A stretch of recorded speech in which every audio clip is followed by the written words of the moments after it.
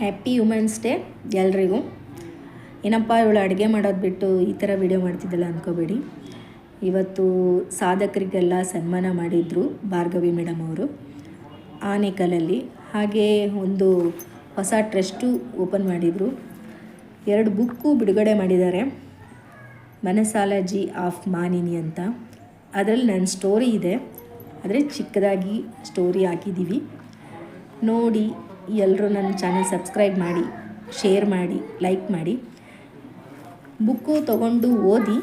ಇದು ಯಾವುದು promote video ಅಲ್ಲ, ನಾನು ಹೋಗಿದ್ದೆ ಫಂಕ್ಷನಿಗೆ, ನನಗೂ ಸನ್ಮಾನ ಮಾಡಿದರು, ಅದಕ್ಕೋಸ್ಕರ ನಾನು ಈ ವಿಡಿಯೋ ಹಾಕಿದ್ದೆ.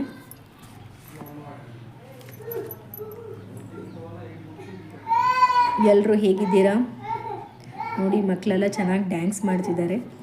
ತುಂಬ ಪ್ರೋಗ್ರಾಮು ಚೆನ್ನಾಗಿತ್ತು.